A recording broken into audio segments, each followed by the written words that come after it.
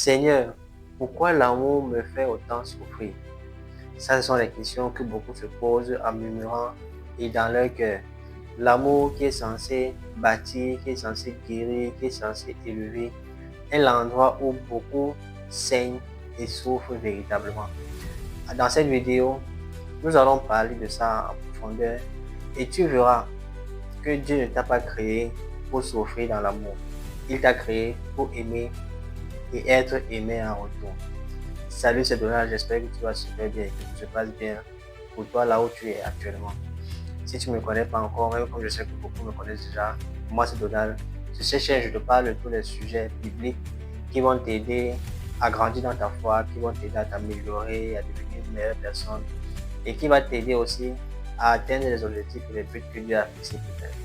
Alors si ça t'intéresse, je vais tout simplement te demander de t'abonner, cliquer sur la cloche de notification et de liker les vidéos. Commente également, je suis très content de lire tes commentaires et quand j'ai une minute, je réponds à tous les commentaires. Alors, si tu es bien installé, parlons un peu d'amour. Aujourd'hui, le monde a redéfini l'amour et l'a privé de sa vraie substance. Quand on parle d'amour aujourd'hui, on parle de désir instantané, on parle de plaisir, alors que avec Dieu, quand on parle d'amour, on parle de fidélité, on parle de sacrifice et on parle de sanctification.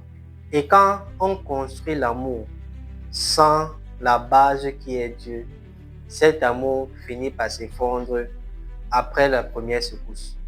C'est pour cette raison que la Bible nous fait comprendre le livre de 1 Jean 4, verset 8.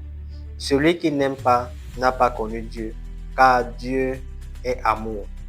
Si Dieu n'est pas au centre et à la base de cet amour-là, cet amour va se changer en idole. Et toute idole a pour objectif de briser et de détruire les vies. Beaucoup n'aiment pas pour donner. Ils aiment pour combler un vide en eux. Ce vide-là qu'ils n'ont pas pu combler dans leur relation avec Dieu. C'est pour cette raison que quelqu'un va te dire « je t'aime ». Mais au fond, quand tu examines, tu vas te rendre compte qu'il est en train de dire « guéris-moi, valide-moi » ou simplement « sauve-moi ».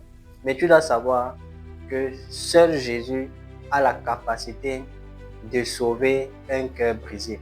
C'est pour cette raison que la Bible nous fait comprendre dans le livre de Psaume 147, verset 3. Il guérit, Jésus, en parlant de Dieu, il guérit ceux qui ont le cœur brisé et il pense les blessures. Tant que tu n'as pas laissé Dieu te guérir de ton passé, de cette douleur-là, te guérir de ce mal-là, de ce traumatisme-là en fait qui te ronge jusqu'aujourd'hui. Tant que tu ne laisses pas Dieu te guérir, tu vas entrer en relation avec un cœur brisé, un cœur qui saigne. Et généralement, tu vas faire souffrir ton partenaire parce que tout ce que tu vas pouvoir le transmettre, ça sera ta douleur, ça sera tes échecs, ça sera un cœur qui est brisé. Et généralement, ces personnes-là souffrent. Nous les brisons, nous les blessons, tout simplement parce que nous sommes également blessés, nous sommes également brisés à l'intérieur de nous. C'est très important de savoir ça. Aujourd'hui, dans le monde, nous célébrons beaucoup l'amour toxique, l'amour qui n'apporte rien, qui ne donne rien. Cet amour-là qui pousse les couples à s'exposer, qui pousse les couples dans la manipulation, qui pousse les couples à se déchirer, à ne pas être vrai. Et nous avons tellement accepté cette façon de faire là qui vient du diable que c'est devenu une norme. Alors que selon Dieu, l'amour n'apporte pas la douleur. L'amour n'apporte pas l'angoisse. L'amour n'apporte pas cette paix, ce manque de paix là que tu jouis tous les jours. C'est pour cette raison que la Bible nous fait comprendre également, dans 1 Corinthiens 13, verset 4 à 5, l'amour est patient, il est plein de bonté, il ne cherche pas son intérêt, il ne s'irrite point. Tu vois la différence? Beaucoup ne vivent pas l'amour de Dieu. Beaucoup vivent la dépendance émotionnelle. Et ils restent dans cette relation parce qu'ils veulent être en couple. Ils veulent avoir quelqu'un à côté d'eux. Ils veulent se confier à quelqu'un. Mais ce n'est pas cet amour-là que Dieu a pour toi.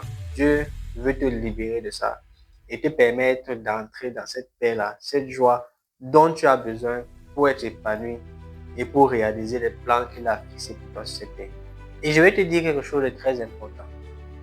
Toi qui me regardes, qui m'écoutes, je veux te dire à toi que Dieu ne t'a pas créé pour commander l'amour. Tu es déjà aimé depuis la fondation du monde. C'est pour cette raison que la Bible, une fois de plus, ça veut dire qu'on s'appuie sur la Bible pour sortir nos propos, pour que nous puissions embrasser et épouser la vision de Dieu pour nos vies. La Bible dit, dans Jérémie 31, verset 3, je t'aime d'un amour éternel. C'est Dieu qui te dit ça. Il t'aime d'un amour éternel. C'est pourquoi je te conserve ma bonté. Avant toute relation, Dieu veut d'abord restaurer ton cœur. Restaurer ce cœur brisé, ce cœur qui a été trahi, ce cœur qui a été abandonné, ce cœur qui est passé par tout genre de souffrance et de traumatisme. Dieu veut venir te guérir. Tu sais pourquoi? Parce qu'un cœur qui est brisé attire vers lui quelque chose qui va le détruire. Mais un cœur qui est guéri attire vers lui ce que Dieu a préparé. Dieu, au travers de cette vidéo, veut te libérer et veut te permettre d'entrer dans cette paix, dans cette joie d'aimer. Et si tu laisses Dieu aujourd'hui restaurer ton cœur, travailler en toi, te permettre de sortir de cette zone-là, cette zone qui te pousse à être triste, cette zone qui te pousse à dépendre, à demander l'amour, cette zone qui te pousse à faire avec le partenaire que tu as, tout simplement parce que tu te dis que c'est difficile de trouver quelqu'un d'autre. Si tu laisses Dieu reconstruire ton cœur, restaurer ton cœur, il va t'apprendre à aimer comme lui, librement, sainement et un amour éternel. Parce que l'amour de Dieu ne finit jamais. Si aujourd'hui tu reconnais que tu es fatigué de souffrir dans les relations, parce qu'il y a beaucoup qui sont fatigués, il y a beaucoup qui ont tellement essayé, il y a beaucoup qui ont fait confiance, il y a beaucoup qui sont livrés, croyant que cette fois-ci, ils ont trouvé la bonne personne, mais ils ont été déçus, ils ont été trahis, ils ont été abandonnés. Si tu veux que Dieu te restaure et qu'il t'apprenne à aimer comme lui, fais cette prière avec moi aujourd'hui. Seigneur, je te prie pour mon cœur. Ce cœur qui a été brisé, ce cœur qui a été détruit, ce cœur qui a été déçu. Je te confie aujourd'hui ma vie sentimentale. Je renonce à toute dépendance. Je renonce également à cette vie qui me pousse à être fatigué, fatigué de chuter, fatigué, Seigneur, de souffrir, fatigué de vivre dans l'angoisse. Et je crois que tu es capable pour restaurer mon cœur et pour me donner une nouvelle vie. M'apprendre à aimer comme toi, d'un amour sain et éternel. Fais-le pour moi aujourd'hui, car je te le demande de tout mon cœur, en croyant que tu es la seule personne qui est capable de restaurer ce cœur brisé. Au nom de Jésus, j'ai prié. Amen.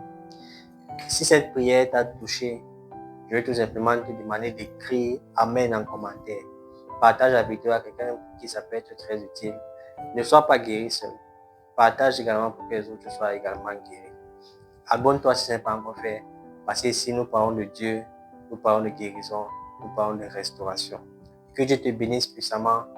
Prends bien soin de toi et la paix sur toi.